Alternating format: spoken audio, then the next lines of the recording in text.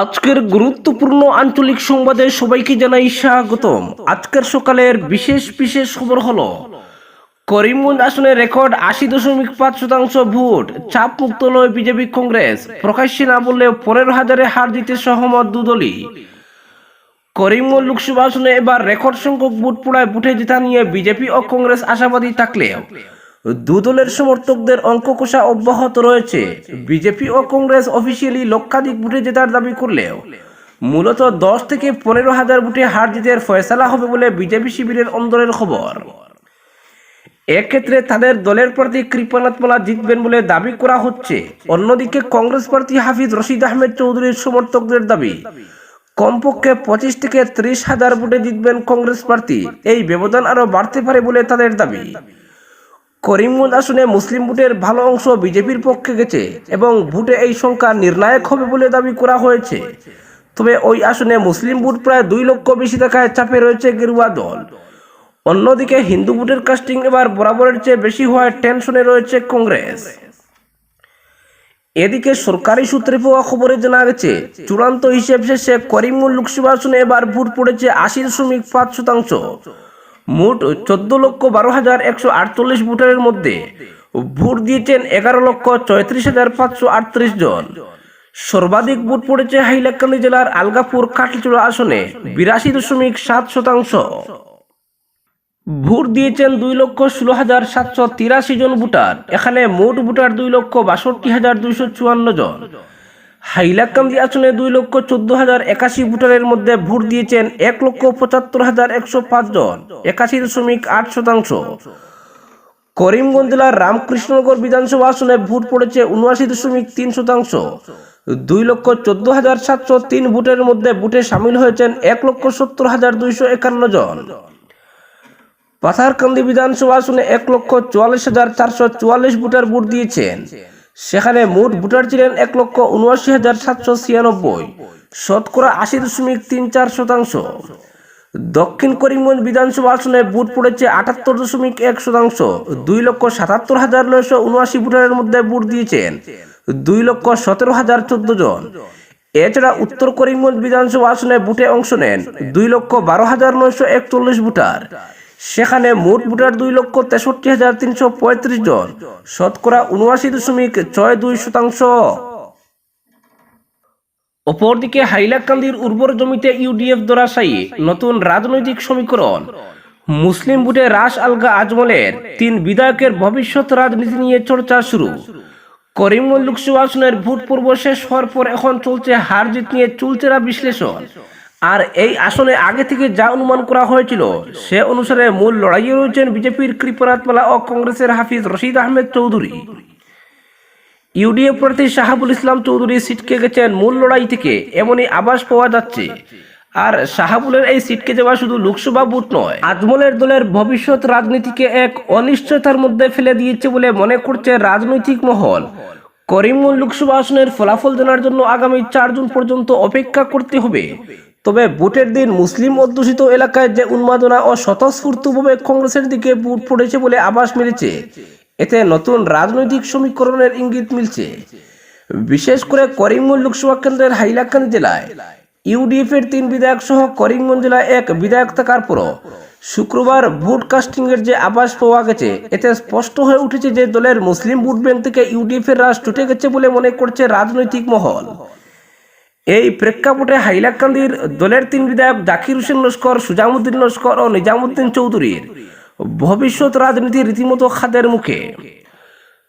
যদিও বদরপুরের ইউডিএফ বিধায়ক আব্দুল আজিজ অসুস্থতার জন্য নিজেকে গুটিয়ে নিয়েছেন ইতিমধ্যে, ফলে পরিস্থিতি এমন দাঁড়িয়েছে যে ইউডিএফ এর অন্যতম উর্বর জমি হাইলাকান্দি জেলায় দল যদি মুসলিম ভোট বিজেপি থেকে কম পায় তবে আশ্চর্যের কিছু থাকবে না। করিমগঞ্জ লোকসভা আসনে এবার শুরু থেকেই সন্দেহ ছিল না ইউডিএফ এর অন্যতম কারণ দলের সুপ্রিমো সাংসদ বদরুদ্দিন আজমল থেকে শুরু করে দলের কেন্দ্রীয় কমিটির নেতা বিধায়ক করিমউদ্দিন বাবুইয়া সহ স্থানীয় বিধায়কদের কর্মকাণ্ড নিয়ে সাধারণ মানুষের মনে খুব দীর্ঘদিন থেকে জমে থাকা। বিশেষ করে উচ্ছেদ, মাদ্রাসায় বুলডোজার, ডিলিমিটেশন, স্থানীয় সুপারি বিক্রিতে বাধা, বাল্যবিবাহ বন্ধের নামে হয়রানি, মুসলিম সমাজের স্বার্থ সংশ্লিষ্ট এসব ইস্যু নিয়ে ইউডিএফ কিংবা দলের বিধায়করা জোরদার কোনো প্রতিবাদ সাব্যস্ত করেননি। বরং সময়ে সময়ে সুপ্রিমো আলটপকা মন্তব্য করে সাম্প্রদায়িক মেরুকরণের রাস্তা প্রশস্ত করে দেন। এছাড়া রাজ্যসভা ও রাষ্ট্রপতি নির্বাচনের মতো গুরুত্বপূর্ণ বিষয়ে আজমলের দলের রহস্যজনক অবস্থানে দলের সমর্থক ভোটাররা ইউডিএফ এর প্রতি আস্থা হারিয়ে ফেলেন। এত গেল রাজ্য স্তরের ইস্যুতে ইউডিএফ এর প্রতি অনীহার কারণ।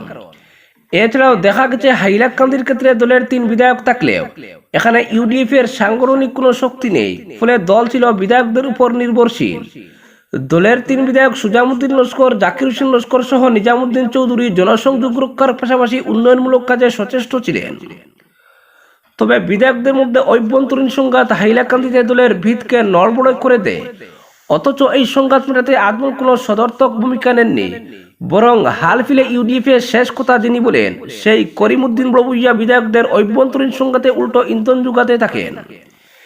এতে দলের ভাবমূর্তি যখন ক্ষুণ্ণ হতে শুরু করেছে, তখন লোকসভা ভোটের ডামাডোল শুরু করার আগে হাইলাকান্দি সফরে সে আজমলের দলের বিধায়কদের বিরুদ্ধে বিষোদ্গার করেন।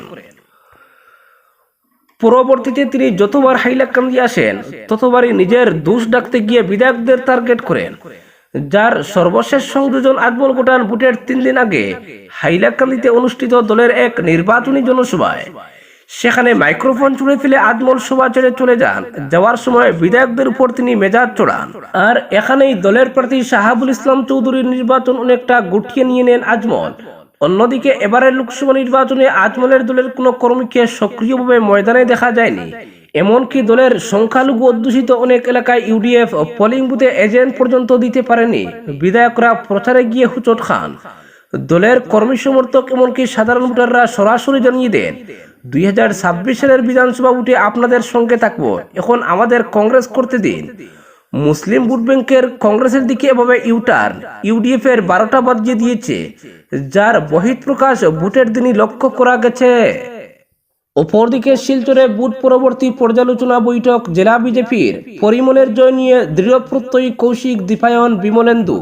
7 দফার লোকসভা নির্বাচনের দ্বিতীয় পর্যায়ে শিলচর লোকসভা কেন্দ্রের ভোট গ্রহণ সম্পন্ন হয়েছে শুক্রবার। ভোট পর্ব চুকে যাওয়ার পর এখন অঙ্ক মেলাতে ব্যস্ত হয়ে পড়েছেন রাজনৈতিক দলগুলির নেতারা। সেই সঙ্গে চলছে জেলা জুড়ে জোর চর্চাও। নির্বাচন কমিশনের তথ্য অনুযায়ী শিলচর কেন্দ্রে এবার ভোট পড়েছে 78.55%। তাই কোন বিধানসভা কেন্দ্রের কোন ভোট কেন্দ্রে কত ভোট পাওয়ার সম্ভাবনা রয়েছে এ নিয়ে শুরু হয়েছে চুলচেরা বিশ্লেষণ। শনিবার ইটখোলায় বিজেপির দলীয় কার্যালয়ে নির্বাচন পরবর্তী পর্যালোচনা সভা হয়। জেলা সভাপতি বিমলেন্দু রায়ের পৌরোহিত্যে এই পর্যালোচনা বৈঠকে উপস্থিত ছিলেন দলীয় প্রার্থী তথা রাজ্যের মন্ত্রী পরিমল শুক্লবৈদ্য, নির্বাচনী ক্লাস্টার ইনচার্জ তথা লক্ষ্মীপুরের বিধায়ক কৌশিক রায়, শিলচরের বিধায়ক দীপায়ন চক্রবর্তী, জেলা বিজেপির পদাধিকারী সহ মন্ডল সভাপতি ও প্রভারীরা। বৈঠকে জেলার 7 বিধানসভা কেন্দ্রে কোথায় কি হারে দলের পক্ষে ভোট পড়তে পারে এ নিয়ে চর্চা হয়। বৈঠকে শিলচর লোকসভা কেন্দ্রের অধীনে থাকা সব মন্ডল থেকে প্রাপ্ত ভোটের রিপোর্ট নেওয়া হয়। পরিমলের জয় নিয়ে সবাই 100% নিশ্চিত বলে দাবি করলেও জয়ের ব্যবধানটা কত বেশি হবে মূলত এ নিয়ে এদিনের বৈঠকে চুলচেরা বিশ্লেষণ করা হয়। সেই সঙ্গে কংগ্রেস এবং তৃণমূল কংগ্রেস কতটা ভোট টানতে পেরেছে এ নিয়েও বিস্তর আলোচনা হয়েছে বলে জানা গেছে। দলীয় সূত্রে জানা গেছে তাদের অনুমান বিজেপি প্রার্থীর ঝুলিতে পড়া ভোট 7.5 লক্ষের উপর হওয়ার সম্ভাবনা রয়েছে। তবে পার্থক্যটা নির্ভর করবে কংগ্রেস এবং তৃণমূল কংগ্রেস প্রার্থী কতটা ভোট টানতে পেরেছেন তার উপরই। এবার শিলচর সংসদীয় আসনের কেন্দ্রে গড় ভোট পড়েছে 78.55%। এর মধ্যে লক্ষ্মীপুর বিধানসভা কেন্দ্রে 75.97%। উদারবন্দে পড়েছে 77.53%, কাটিগুড়ায় পড়েছে 82.50%, বড়খোলায় পড়েছে 78%, শিলচর কেন্দ্রে ভোট পড়েছে 77.31%, সুনাই এলএসিতে 77.92% এবং দোলাইয়ে পড়েছে 80.63%। এবার শিলচর লোকসভা কেন্দ্রে মোট 13,69,578 জন ভোটার ছিলেন। এর মধ্যে 6,83,860 জন পুরুষ, 6,85,694 জন মহিলা, 24 জন তৃতীয় লিঙ্গের। এর মধ্যে ভোটাধিকার সাব্যস্ত করেছেন 78.55%। সেই হিসাবে এবার প্রায় 10 লক্ষের পর ভোট কাস্টিং হয়েছে। মর্যাদাপূর্ণ শিলচর আসনে 2019 সালে জয়ী হন বিজেপি প্রার্থী ডক্টর রাজদীপ রায়। তিনি কংগ্রেস প্রার্থী সুস্মিতা দেবকে পরাজিত করেছিলেন। রাজদীপ প্রায় 53% অর্থাৎ 4,99,414টি ভোট পেয়েছিলেন। বিপরীতে সুস্মিতা দেব 44% অর্থাৎ 4,17,818 ভোট পেয়েছিলেন। রাজদীপ প্রায় বিজয়ী হয়েছিলেন 81,596 ভোটের ব্যবধানে। গত নির্বাচনে ভোট পড়েছিল 9,50,690টি। তাই এবার বিজেপি নেতৃত্ব পরিমল কত ভোটের লিড নেবেন তারই অঙ্ক মেলাতে এদিন বৈঠকে বসেন। অপরদিকে ভয়াবহ অবস্থা বালিয়াদোলগ্রাম পূর্ত সড়কের। দুর্ভোগের মুখে প্রায় 40,000 মানুষ। বালিয়াদোলগ্রাম পূর্ত সড়কের অবস্থা খুবই শোচনীয় রূপ নিয়েছে, যার ফলে চরম দুর্ভোগের মুখে পড়েছেন ভারত বাংলাদেশ সীমান্তের প্রায় 40,000 মানুষ। এছাড়াও বিএসএফ এর 4 বিওপির জওয়ানরাও বিপাকে পড়েছেন। কিন্তু এই বেহাল সড়ক সংস্কারের কোনো পদক্ষেপই নিচ্ছে না সংশ্লিষ্ট বিভাগ বলে অভিযোগের আঙ্গুল উঠেছে। সড়কের বেহাল অবস্থার কারণে ক্ষোভে ফুঁসছেন বিওপির জওয়ান সহ স্থানীয় বাসিন্দারা। সীমান্তবর্তী গ্রামগুলির একমাত্র রাস্তা সহ সার্বিক উন্নয়নে পুরোপুরি ব্যর্থ হয়েছেন উত্তর করিমগঞ্জের বিধায়ক কমলাক্ষ দেব পুরকায়স্থ ও দক্ষিণ করিমগঞ্জের বিধায়ক সিদ্দিক আহমেদ। এমন অভিযোগও করছেন ভুক্তভোগীরা। লোকসভা নির্বাচনের সময় প্রতিটি রাজনৈতিক দল প্রচারে ঝড় তুললেও রাস্তাঘাটের সমস্যা নিয়ে কোনো কথা বলেননি কোনো দলেরই নেতা প্রার্থীরা, শুধু প্রতিশ্রুতি সার। শনিবার স্থানীয় জনগণ অভিযোগ করে বলেন, করিমগঞ্জ পূর্ত রাজ্য সড়ক বিভাগের আওতাধীন ভারত বাংলাদেশের সীমান্ত ঘেঁষা বালিয়াদোলগ্রাম পূর্ত রাস্তাটি দীর্ঘদিন ধরেই সংস্কারের অভাবে ধুঁকছে। বর্তমানে রাস্তাটি মরণ ফাঁদে পরিণত হয়েছে। দক্ষিণ করিমগঞ্জ বিধানসভা কেন্দ্রের আঙ্গুরা, দলতলা ও গান্ধাইজীবীর প্রায় 40,000 জনগণের চলাচলের একমাত্র মাধ্যম হচ্ছে এই সড়ক। এটি গত 10 বছর আগে সংস্কার করা হয়েছিল, কিন্তু শুরু থেকেই এলাকাবাসী নিম্নমানের কাজের অভিযোগ করে বিভাগীয় কর্তৃপক্ষ ও বরাদপ্রাপ্ত ঠিকাদারের বিরুদ্ধে সরব হন। কিন্তু জনগণ সুর চড়ালেও কোনো গুরুত্ব না দিয়ে দায়সারাভাবে কাজ শেষ করা হয়। এলাকার জনগণের অভিযোগ, গান্ধাইজীবীর বালিয়াবাজার থেকে শুরু করে দলছড়াজীবীর সোনাতুলা বাজার পর্যন্ত 15 কিলোমিটার রাস্তার অবস্থা বর্তমানে শোচনীয়।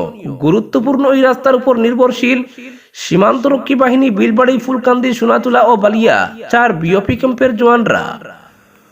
বর্ষার মরশুমে পুকুরের মতো গর্তে জল কাদায় এই সড়কে চলাচল কঠিন হয়ে পড়ে। স্কুল কলেজ পড়ুয়া, অফিস কর্মী, নিত্যপত্তারী সহ মুমূর্ষ রোগীকে হাসপাতালে নিয়ে যেতে দুর্ভোগ পোহাতে হয় নিকটাত্মীয়দের। বেহাল রাস্তার জন্য নিরাপত্তাজনিত কাজে ব্যাঘাত ঘটছে সীমান্তরক্ষী বাহিনীর জওয়ান সহ স্থানীয় পুলিশ কর্মীদের। বিশেষ করে রাস্তা বেহাল থাকায় রাতে পুলিশি টহলের ব্যবস্থা লাটে উঠেছে, যার ফলে সীমান্তবর্তী গ্রামগুলোতে বেড়েছে চুরি, ডাকাতি, মাদক কারবার সহ নানা অসামাজিক কাজ। অভিযোগ, বেশ কিছু জায়গায় রাস্তাটি চাষের জমিতে পরিণত হয়েছে। প্রায় 30টির মতো গ্রামের মানুষ চরম দুর্ভোগ পোহাচ্ছেন। এই রাস্তার পাশে রয়েছে বহু সরকারি বেসরকারি শিক্ষা ও ধর্মীয় প্রতিষ্ঠান। রাস্তা সংস্কারের দাবিতে জনগণ একাধিকবার বিভাগীয় কর্তৃপক্ষের দ্বারস্থ হলেও কোনো লাভ হয়নি। স্থানীয়দের কথায়, ডিলিমিটেশনের আগে এই রাস্তার সিংহভাগ অংশ ছিল উত্তর করিমগঞ্জ বিধানসভা কেন্দ্রের অধীন। রাস্তার বাকি অংশ ছিল দক্ষিণ করিমগঞ্জ বিধানসভা কেন্দ্রে। ডিলিমিটেশনে পুরো রাস্তাটি দক্ষিণ করিমগঞ্জ বিধানসভা কেন্দ্রের আওতায় এসেছে। লোকসভা নির্বাচনের প্রচারে প্রতিটি রাজনৈতিক দল তাদের প্রার্থীর প্রচারে ঝড় তুললেও রাস্তাঘাটের শোচনীয় অবস্থার কথা বলেননি কেউ। ভুক্তভোগীরা জানিয়ে দিয়েছেন, এবার লোকসভা ভোটে তারা অংশগ্রহণ করেছেন ঠিকই, তবে এই রাস্তা যদি সংস্কার করা না হয় তাহলে এর যোগ্য জবাব দেওয়া হবে 26-এর বিধানসভা নির্বাচনে। আজকের বিশেষ সংবাদ এখানেই সমাপ্ত।